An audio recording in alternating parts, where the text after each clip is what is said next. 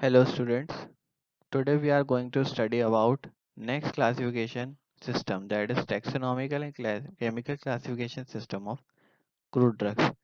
तो जैसे कि हमने पहले भी स्टडी किया था क्लासिफिकेशन ऑफ ड्रग्स में, हमारे अल्फाबेटिकल क्लासिफिकेशन सिस्टम और मार्फोलॉजिकल क्लासिफिकेशन सिस्टम में।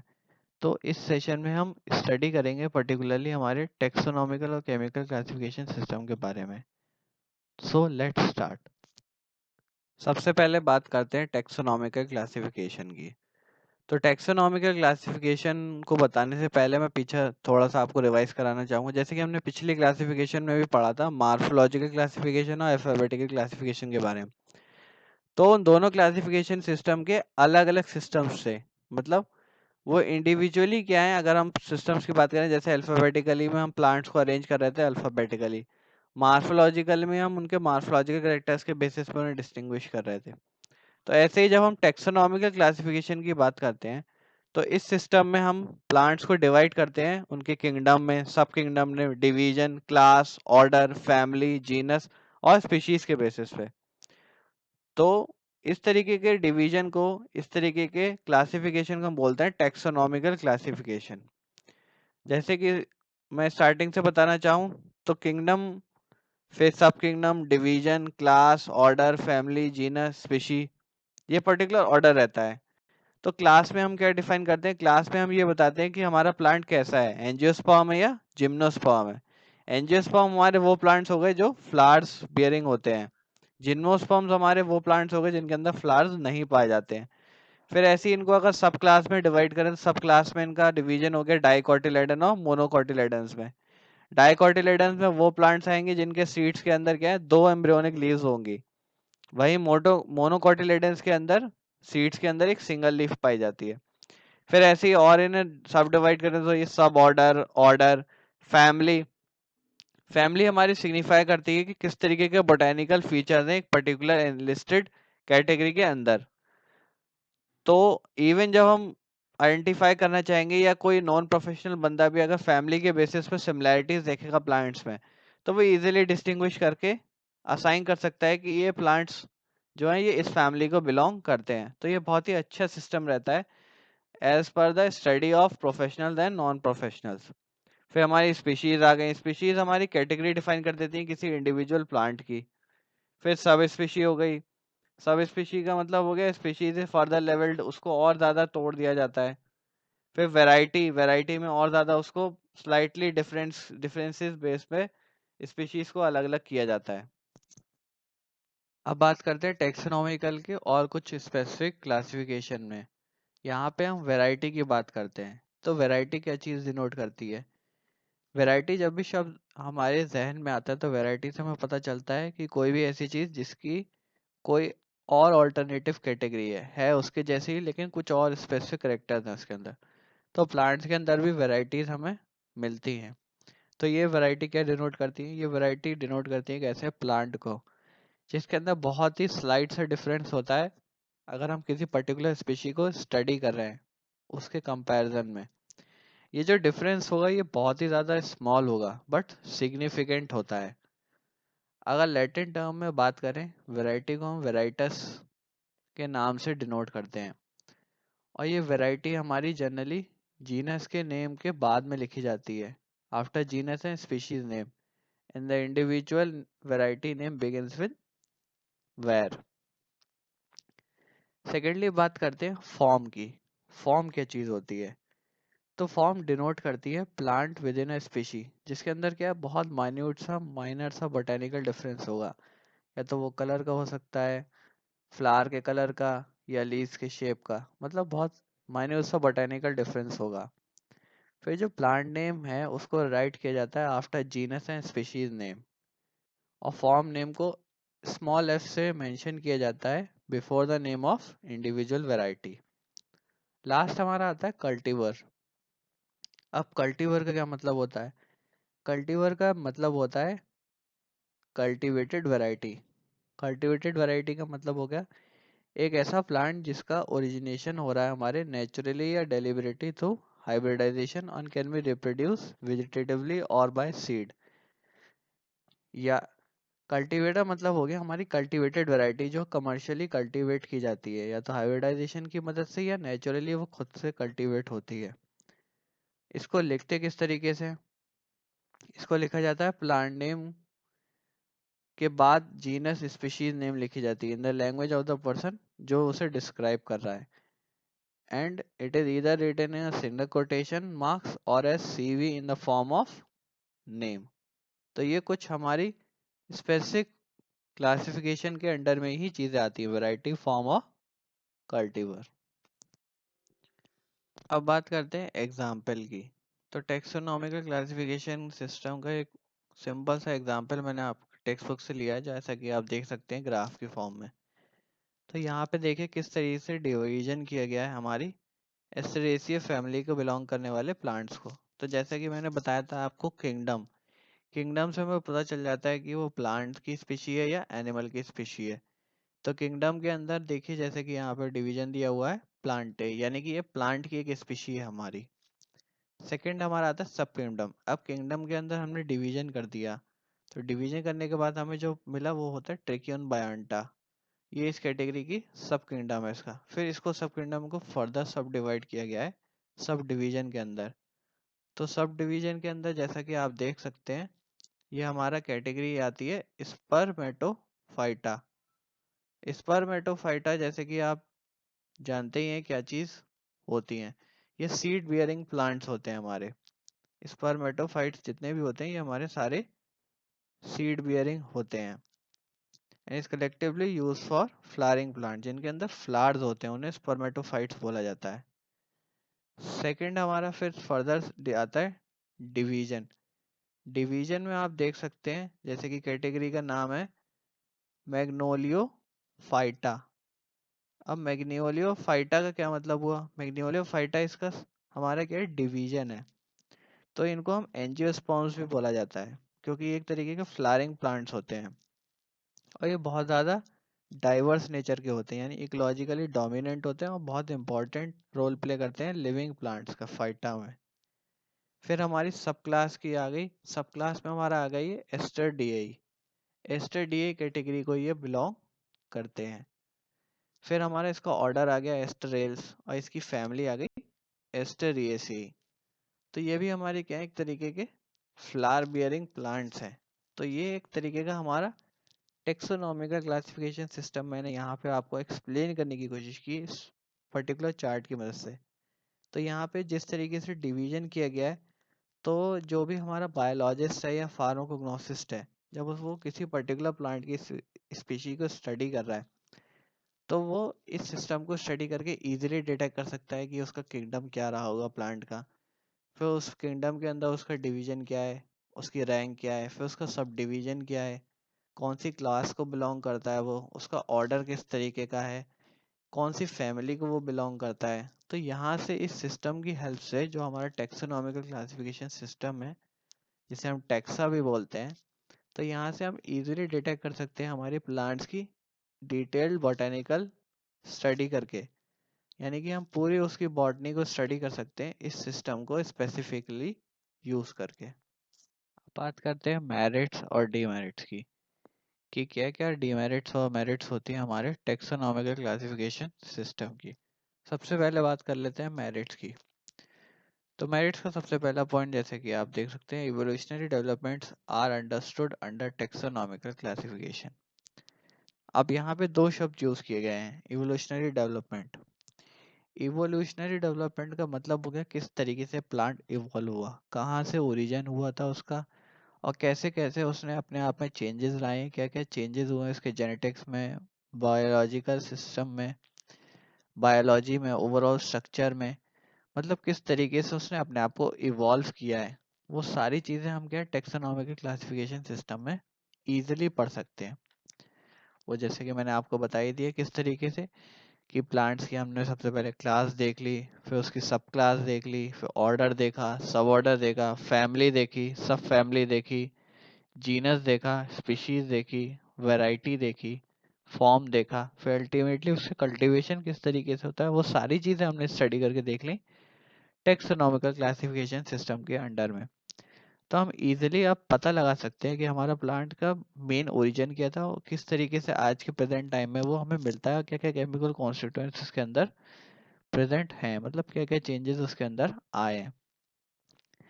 तो इवोल्यूशनरी बेसिस पे जब हमको स्टडी करनी है, डिटेल्ड स्टडी करनी है किसी भी बायोलॉजिस्ट को या फार्माकोग्नोसिस्ट को, तो हम टैक्सोनॉमिकल क्लासिफिकेशन सिस्टम को प्रेफर करते हैं। अब बात करते हैं डीमेरिट्स की।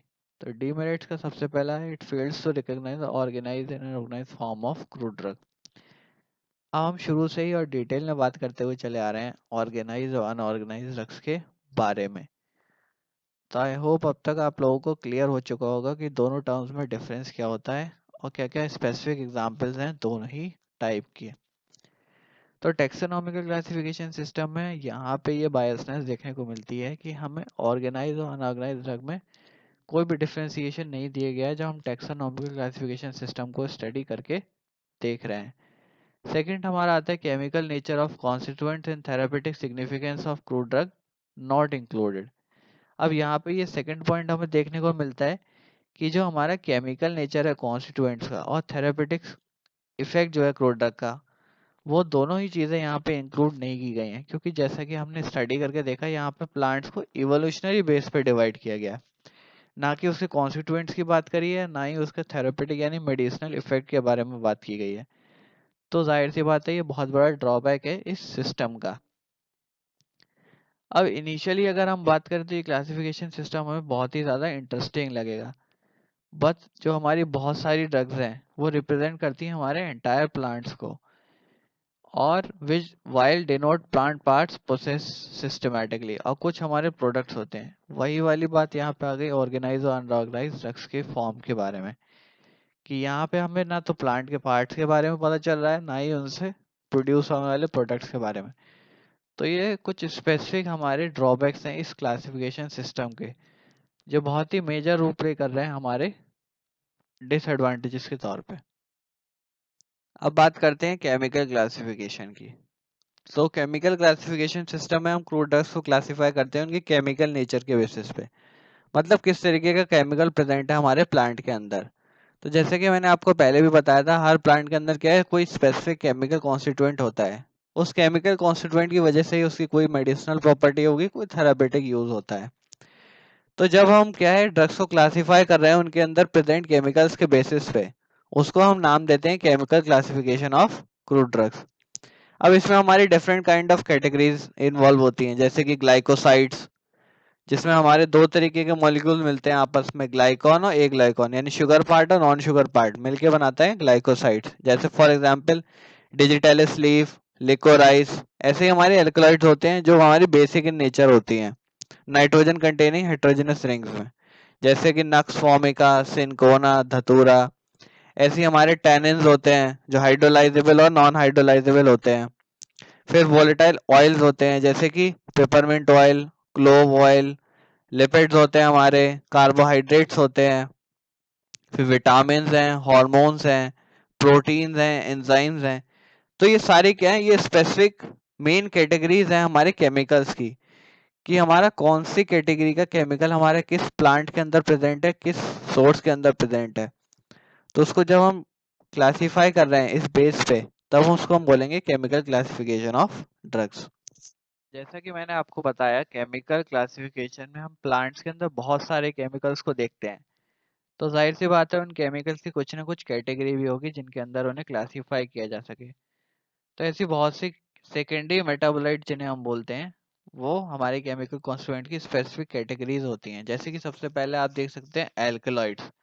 तो एल्कलॉइड्स हमारे एक तरीके के सेकेंडरी मेटाबोलाइट्स होते हैं, जिनके अंदर हमारी बहुत सारी ड्रग्स आती हैं, जिनके अंदर नाइट्रोजन कंटेनिंग ड्रग्स होती हैं ये, और इनके अंदर हेट्रोसाइक्लिक रिंग देखने को मिलती हैं, और ये ड्रग जनरली हमारी बेसिक इन नेचर होती हैं। तो ऐसे कंपाउंड्स को हम एल्कलॉइड्स बोलते हैं। एल्कलॉइड्स की ड्रग्स की एग्जांपल की बात करें तो सबसे पहले हमारा आता है नक्स वोमिका, आर्गेट, सिंकोना, धतूरा। फिर एल्कलॉइड्स को भी सब क्लासिफाई किया जाता है स्यूडो एल्कलॉइड्स, ट्रू एल्कलॉइड्स में। सेकंड हमारे आते हैं ग्लाइकोसाइड्स। अब ग्लाइकोसाइड्स भी हमारे एक तरीके के सेकेंडरी मेटाबोलाइट्स हैं। ग्लाइकोसाइड भी हमारे दो तरीके की चेन से मिलके बने होते हैं। ग्लाइकॉन पार्ट और ए ग्लाइकॉन पार्ट, यानी कि जो हमारा ग्लाइकॉन पार्ट है वो शुगर मोइटी हो गई और जो ए ग्लाइकॉन पार्ट है वो नॉन शुगर मोइटी हो गई।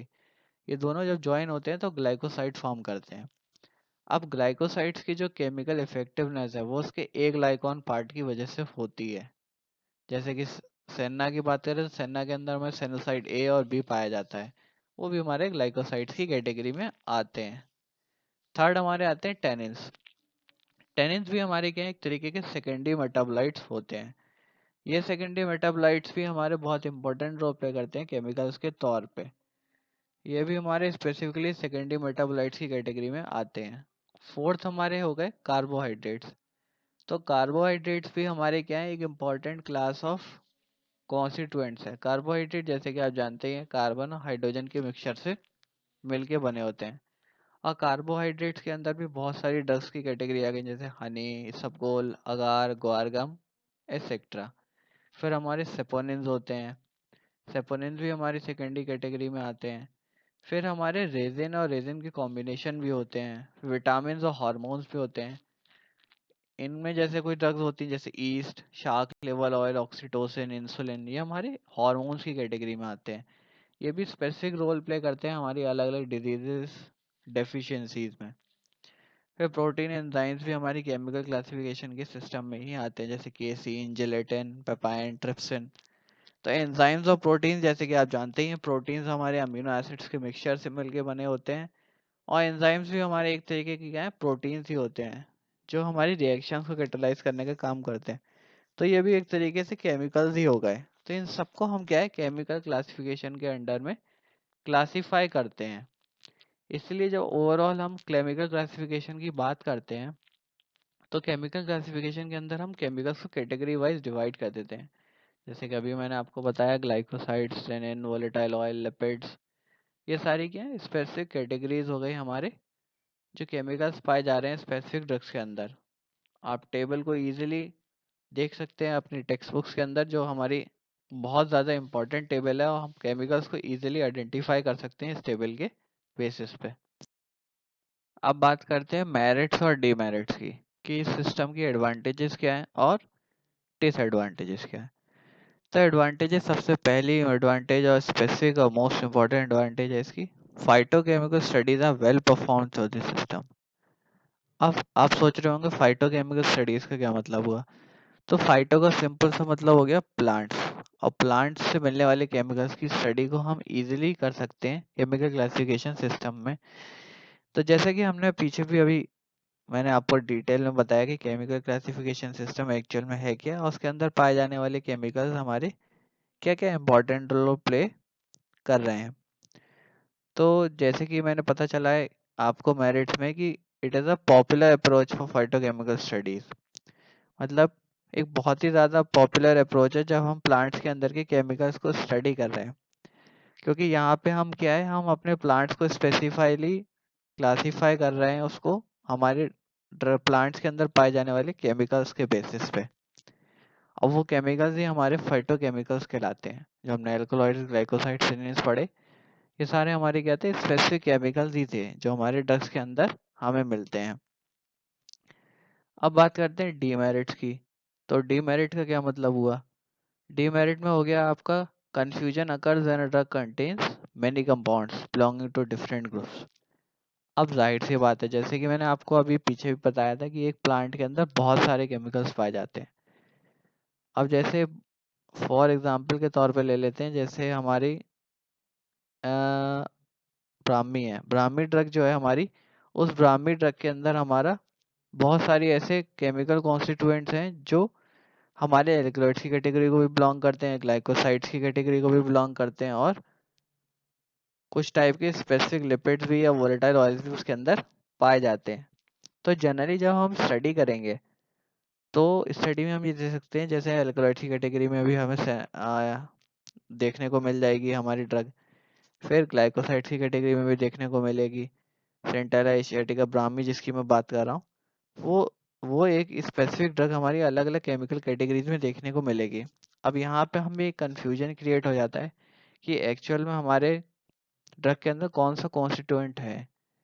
तो इस सिस्टम के अंदर यही सबसे बड़ा ड्रॉबैक है। ये ड्रॉबैक बहुत ही ज़्यादा कन्फ्यूजन क्रिएट कर देता है जब किसी पर्टिकुलर को स्टडी करनी है किसी पर्टिकुलर ड्रग के बारे में। जैसे कि मैंने आपको एग्जांपल भी अभी बताया सेंट्रल एसिडिक के बारे में। तो ये जो सिस्टम है ये एक तरीके का कन्फ्यूजन क्रिएट तब करता है जब हम एक ही ड्रग के एक ही प्लांट के अंदर पाए जाने वाले डिफरेंट ड्रग्स को स्टडी करते हैं। तो जब हम अपनी एक ड्रग को अलग अलग कैटेगरीज पे देखते हैं तो हमें एक कन्फ्यूजन क्रिएट हो जाता है माइंड के अंदर, जो बहुत बड़ा सेटबैक और ड्रॉबैक है इस पर्टिकुलर क्लासिफिकेशन सिस्टम का।